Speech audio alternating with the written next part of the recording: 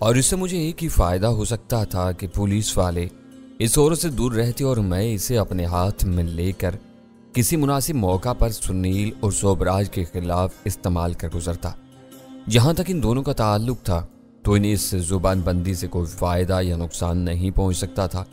اس عورت سے کچھ پوچھے بغیر وہ یہ جان لیتے کہ نک نے سوبراج کو کھلی دغا دی تھی۔ سوبراج سے اس کے کمین گاہ کا پتہ معلوم کر کے اپنے آدمی وہاں بھی بھیج دیے۔ ان کے لیے یہ سمجھنا دشوار نہ ہوتا کہ ان آدمیوں کی سرکوبی کس نے کی ہے۔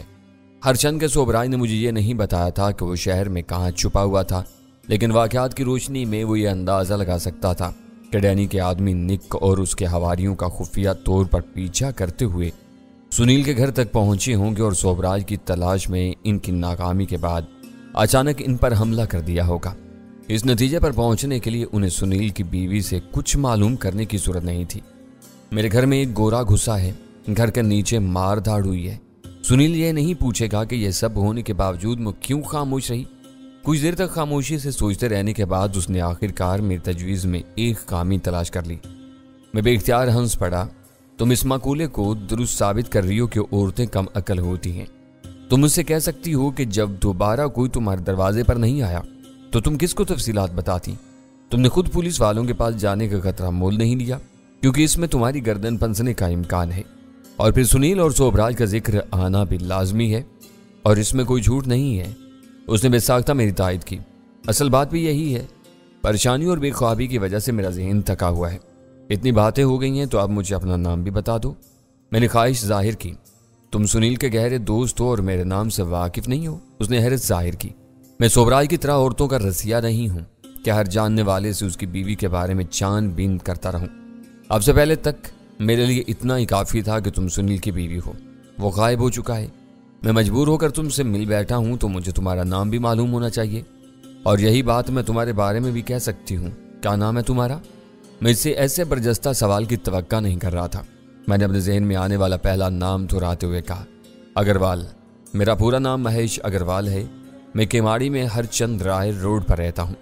میرا نام شیبا ہے اور میں یہیں رہتی ہوں۔ میرے انداز کی نقل میں وہ فکرے ادا کرتے ہوئے اس کے گلابی ہونٹ قدرے واہ ہوئے اور ان کے درمیان موتیوں جیسے سفید دانتوں کی قطار چمکنے لگی۔ خدا کا شکر ہے کہ میں نے تمہارے ہونٹوں پر مسکراہٹ دیکھی۔ میں نے ذرا بے تکلفی سے کہا، جب سے میں یہاں آیا ہوں تم اس طرح منہ لٹکائے بیٹھی ہو جیسے سنیل کا دیہانت ہو گیا ہو۔ اس نے سنیل کے دیہانت والے تبصرے کو ذرا بھی اہمیت نہیں دی اور ایک گہرا سانس لے کر بولی، اس وقت تمہاری آمد سے میرے ذہن کا بوجھ اتر گیا ہے، ورنہ میں سوچ سوچ کر اندر ہی اندر گھٹ رہی تھی۔ کاش سنیل یہ اندازہ کر لیتا کہ اس کے بھاگ جانے کے بعد میں کس حال سے گزر سکتی ہوں۔ اسے سب معلوم ہے اور وہ اسی لیے بھاگا ہے۔ میں نے بے پرواہی سے اسے اکسایا۔ اس وقت وہ سوبراج کا غلام بنا ہوا ہے۔ شیبا کی آواز میں ہلکا سا تنفر چھلکنے لگا۔ اس کی خاطر وہ مجھے بالکل بھول گیا ہے اور سوبراج کو بھی تمہاری پرواہ نہیں ہے، جبکہ تم نے اپنا سب کچھ اسے سونپ دیا ہے۔ میں نے اپنی مرضی سے اسے کچھ نہیں سونپا۔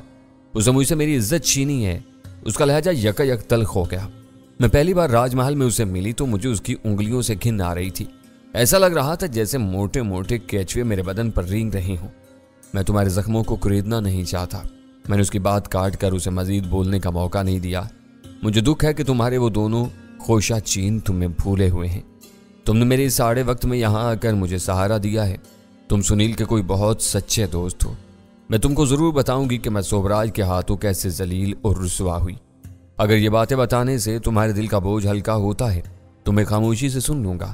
وہ مجھے مسلسل سنیل کا دوست سمجھ رہی تھی، جبکہ میں نے ایک بار بھی ایسا کوئی دعویٰ نہیں کیا تھا۔ میں ابتدا سے اسے یہ بتا رہا تھا کہ میں سنیل کا خیر خواہ ہوں۔ اسے میری اس بات اور عمل سے اپنے طور پر ایک نتیجہ اخذ کر لیا تھا اور اس پر قائم تھی۔ میں وہ دن نہیں بھول سکتی۔ شیبا خلا میں کسی نقطے پر اپنی نگاہیں مرکوز کر کے کہہ رہی تھی۔ میرے تیور دیکھ کر وہ مکار شکاری اپنی ذات میں سمٹ گیا۔ کیچوؤں کا رینگنا تھم گیا۔ وہ مجھے اپنے گلاس سے شراب پلانے کی کوشش کرنے لگا۔ میں نے ہنس بول کر اسے ٹالنے کی کوشش کی، مگر وہ مجھے نشہ پلانے کی ضد کرتا رہا۔ مجھے معلوم تھا کہ وہ میرے مرد کا انداتا ہے۔ میرے دماغ میں سنیل کی پڑھائی ہوئی بات بیٹھی ہوئی تھی۔ اس نے مجھے کئی بار سمجھایا تھا کہ کبھی مالک مجھ سے دوستی کرنے کی کوشش کرے تو میں اسے مایوس نہ کروں۔ وہ خوش ہو گیا تو اس کی مہربان نظریں ہمارے دن پھیر دیں گی۔ آخر میں نے مجبور ہو کر اس کے گلاس سے پہلا گھونٹ لے لیا۔ وہ میری بربادی کی پہلی سیڑھی تھی۔ گھونٹ گھونٹ کر کے اس نے میرے بدن میں اتنی شراب اتار دی کہ مجھے اپنی سدھ نہیں رہی۔ میرے بے سدھ ہونے سے پہلے ہی وہ بےتاب ہوا جا رہا تھا۔ وہ زندہ شکار کھانے والا شیر نہیں، مردار کی بوٹیاں نوچنے والا گدھ ہے۔ مجھے ہوش آیا تو میں اپنی عزت و آبرو اور لباس سے محروم ہو چکی تھی۔ میرے دل میں آئی کہ اس سے ایک سوال ضرور پوچھوں کہ وہ ویلا واقعہ تھا۔ وہ اس کے بعد بھی اس راہ پر آتی جاتی رہی۔ اس آمد و رفت میں جبر تھا نہ زبردستی، نہ سوبراج ہر بار اس کی ناز برداریاں کر کے اسے اپنے گلاس سے نشہ پلاتا رہا ہوگا۔ پھر وہ اس دلدل میں کیوں دھنستی چلی گئی؟ شیبا نے شاید میرے دل میں ابھرنے والا وہ سوال میری آنکھوں میں پڑھ لیا اور چند ثانیوں کے بوجھل سکوت کے بعد دوبارہ بولنے لگی۔ وہ میری زندگی کا اندھیرا دن تھا۔ عورت زندگی میں صرف ایک بار لٹتی ہے، اس کے بعد وہ زندگی بھر بھی لٹتی رہے تو کوئی فرق نہیں پڑتا۔ یہ ایسا ہی ہوتا ہے جیسے تم کسی کے دل میں ایک گولی اتار دو اور پھر اس کی لاش پر زندگی بھر گولیاں برساتے رہو۔ میں نے سنیل کی خوشی اور خوشحالی کے لیے خاموشی اختیار کر لی۔ مجھے سوبراج سے کبھی محبت نہیں رہی، لیکن ایک بات ضرور ہے کہ اب اس سے پہلی سے نفرت بھی نہیں رہی۔ وہ کھرا سوداگر ہے۔ اس نے سنیل سے جو سودا چکایا اس کے پورے دام چکاتا ہے۔ مجھے خالی ہاتھ لوٹاتا ہے، نہ سنیل کی جیب خالی رہنے دیتا ہے۔ آج ہمارے پاس اتنا پیسہ جمع ہو چکا ہے کہ کل سوبراج کو موت چاٹ چاہے تو سنیل کو گزارے کے لیے دوبارہ چرس کے پوے اور ہیروین کی پڑیا نہیں بیچنا پڑیں گی۔ وہ بچائی ہوئی رقم سے کوئی عزت کا دھندا شروع کر لے گا۔ اس نئی زندگی کی امید میں یہ برے دن گزار رہی ہوں۔ شیبا کی وہ باتیں بہت کھوکھلی تھیں۔ میں چاہتا تو اس کی ہر دلیل کی دھجیاں اڑا سکتا تھا، مگر میں اس سے مباحثہ کرنے کے ارادے سے نہیں گیا تھا۔ میں نے اس کی کہی ہوئی باتوں پر ذرا بھی اعتراض نہیں کیا۔ اصل بات یہ تھی کہ مجھے اس کے اور سوبراج کے مراسم کے بارے میں معلوم تھا۔ میں نے وہ بات اس کے منہ پر کہہ دی تھی۔ اسے اچھی طرح معلوم تھا کہ وہ کیا کہہ رہی تھی، لیکن اس میں اس گالی کو سننے کی تاب نہیں تھی۔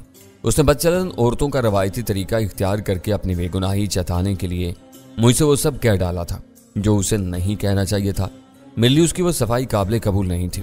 اگر ان معاملات میں اس کی رضامندی شامل نہ ہوتی تو سنیل کے لیے یہ ممکن نہیں تھا کہ وہ شیبا کو زبردستی سوبراج کی خلوت میں پہنچا دیتا۔ شیبا نے خود اپنے مالی حالات اور سنیل کی قابلیت کی جو منظر کشی کی تھی، اسے اندازہ ہو رہا تھا کہ ان دونوں نے ہوس پرست سوبراج کو مشترکہ طور پر اپنا شکار بنا کر اپنا الو سیدھا کرنے کی سازش کی تھی، اور اس منصوبے میں وہ پوری طرح کامیاب رہے تھے۔ مجھے شیبا کی کہانی کے کسی حصے پر شبہ نہیں تھا۔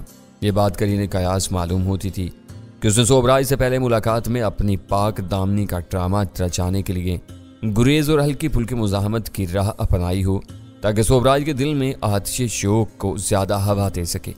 وہ اپنے منصوبے میں کامیاب رہی تھی اور ان باتوں کو مظلومیت کی کہانی کا روپ دے کر میرے سامنے سارا گناہ سنیل کے سر ڈالنے کی کوشش کر رہی تھی۔ وہ اس کے ذاتی افعال تھے جن سے مجھے کوئی غرض نہیں تھی، مگر میں اس کی زبان سے یہ انکشاف سن کر ضرور چونکا تھا کہ سنیل کسی زمانے میں منشیات فروش بھی تھا۔ ابتدا میں شیبا تنہائی کے خوف اور صدمے کی وجہ سے کم گون نظر آئی تھی، لیکن رات بھر کے وہ اثرات زائل ہونے کے بعد وہ رفتہ رفتہ کھلتی جا رہی تھی۔ اپنے مزاج میں وہ کسی بھی عام عورت سے کم باتون نہیں تھی۔ میرے استفسار پر اس نے بتایا کہ 4 برس پہلے تک سنیل حیدرآباد میں رکشہ چلا کر اپنے گھر کے اخراجات پورے کرتا تھا۔ اس دوران میں وہ شام کے اوقات میں اسی رکشہ پر سوار ہو کر حیدرآباد مارکیٹ اور سرے گھاٹ کے مخصوص مقامات پر مقررہ اوقات میں رک کر ضرورت مند گاہکوں کو سستی منشیات فراہم کرتا تھا۔ اس نے کبھی ایسی چیزوں میں ہاتھ نہیں ڈالا تھا جن کا وزن اور حجم زیادہ ہو۔ وہ صرف چرس اور ہیروین کا دھندا کیا کرتا تھا، جن کی آزادانہ نقل و حرکت میں اسے کوئی دشواری پیش نہیں آتی تھی۔ وہ منشیات کا کوئی بڑا سوداگر نہیں تھا، لیکن میرے لیے یہ بات دلچسپی سے خالی نہیں تھی کہ فاضل آمدنی کے لالچ میں منشیات فروشی سے اپنے سفر کا آغاز کرنے والا سنیل کمار آخرکار اپنی حد سے اتنا گر گیا کہ ضمیر فروشی کی راہ پر چل پڑا۔ اس شخص نے پیسے کے لیے اپنی بیوی کو رضاکارانہ طور پر سوبراج کو سونپ دیا تھا، تو اس کے لیے اپنے ملک اور اس کے مفادات کی کیا اہمیت ہو سکتی تھی؟ وہ ان لوگوں میں سے تھا جو دولت کے حصول کے لیے اپنا سب کچھ بیچنے اور لٹانے پر آمادہ ہو جاتے ہیں۔ میں شیبا کو یہ باور کرانے میں کامیاب ہو گیا تھا کہ میں اس کے شوہر کا ہمدرد اور خیرخواہ تھا۔ اس کے ساتھ ذہنی ہم آہنگی پیدا کرنے کے لیے ضروری تھا کہ میں اسے اپنے دل کی بھڑاس نکالنے اور اپنی صفائیاں پیش کرنے کا پورا موقع فراہم کروں۔ میرا خیال تھا کہ میں نے اسے ضرورت سے زیادہ آزادی دے دی تھی اور اس کی بہت سی باتیں سن لی تھی۔ اسے شیشے میں اتار لینے کے بعد میرا وہاں رکنا غیر ضروری ہو گیا تھا۔ نالی کا کیڑا نالی ہی میں خوش رہتا ہے۔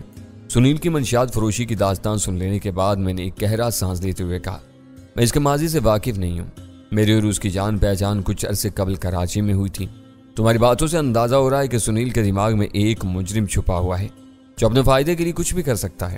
حیدرآباد میں وہ منشیات فروشی کرتا رہا، یہاں اس نے صوبراج کے گرگے کا روپ دھار لیا ہے۔ حیدرآباد میں بھتے کے چکر میں مارکیٹ تھانے والے اس کے پیچھے لگ گئے تھے۔ وہ مجھے ساتھ لے کر کراچی چلا آیا۔ یہاں اس نے راج محل میں ڈرائیور کی نوکری کے لیے کوشش کی تھی۔ وہ میٹرک پاس ہے، خاصی انگریزی بول لیتا ہے۔ صوبراج نے سوچا ہوگا کہ سنیل اس کا ہم مذہب بھی ہے، اس نے اسے نوکری پر رکھ لیا اور آج وہ دونوں ایک دوسرے کے رازداں بنے ہوئے ہیں۔ مجھے حیرت ہے کہ تم اس کے ساتھ رہ رہی ہو، اس کی مرضی پر چل رہی ہو اور اس کے خلاف بھی بول رہی ہو۔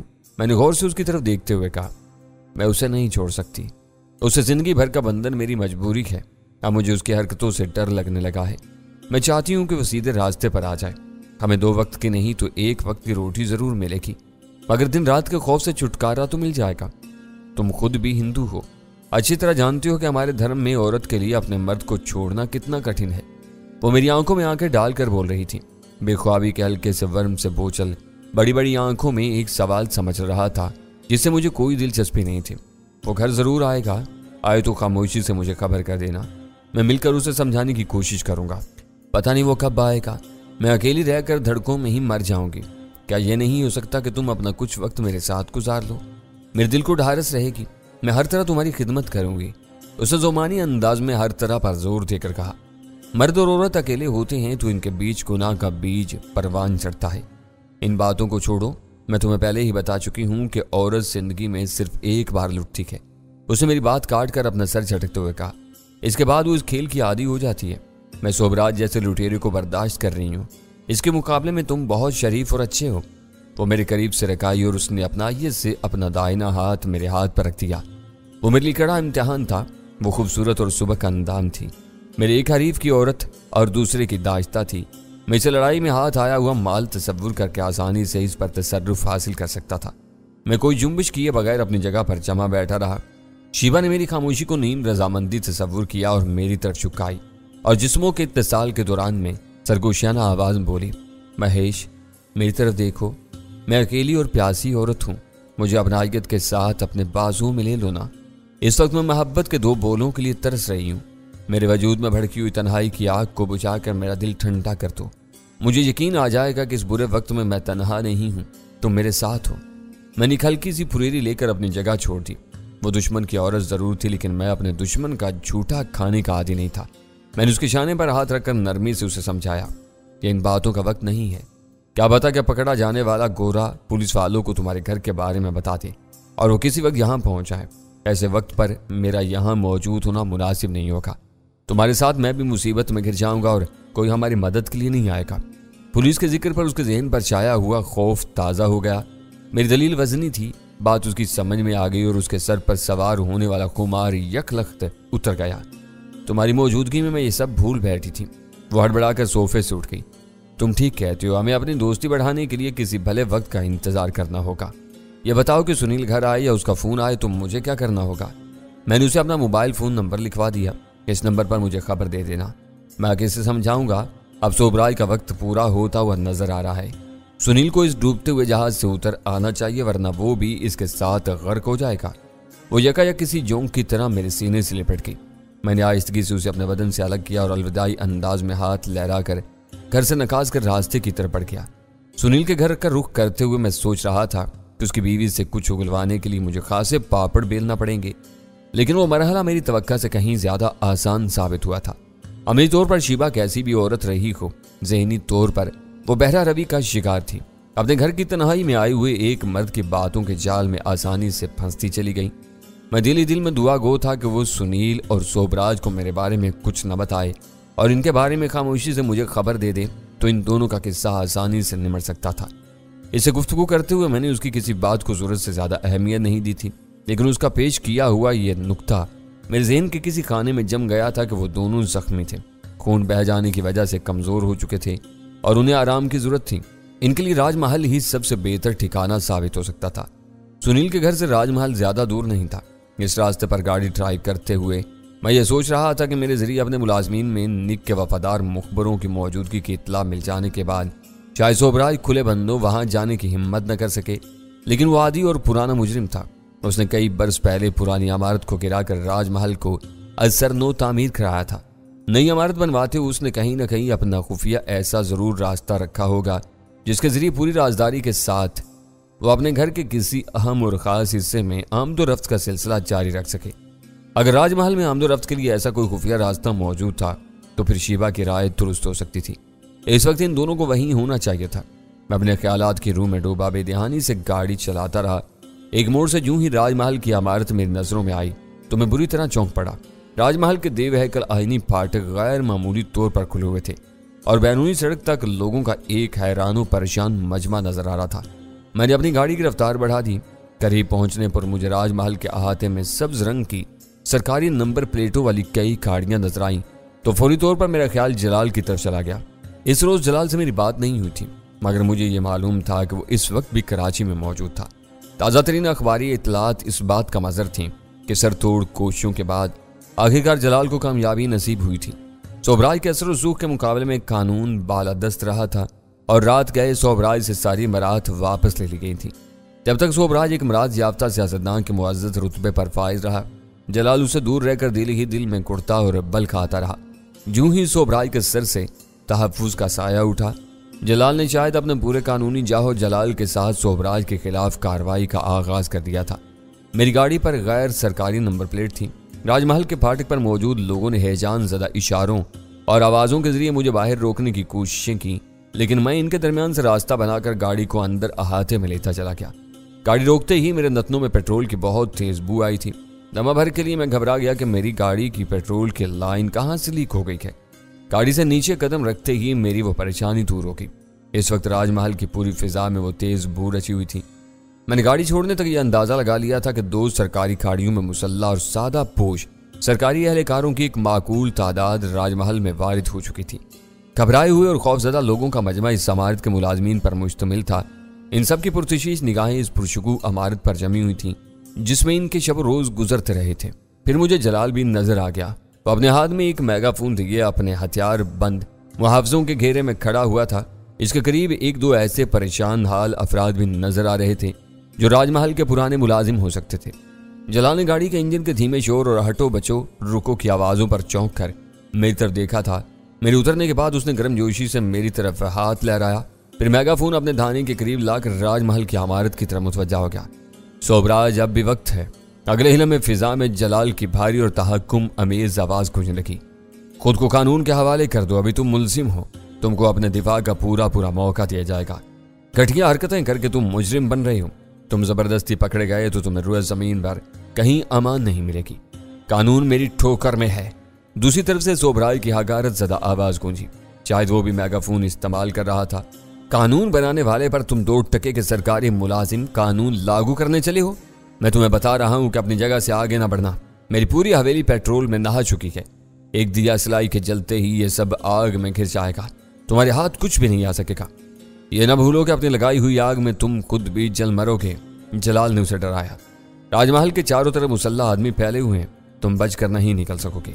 شرافت سے گرفتاری دے دو، میں مکھن سے بال کی طرح نکل جاؤں گا اور تم سب دیکھتے رہ جاؤ گے۔ سوبراج کی آواز تکبر امیز تھی۔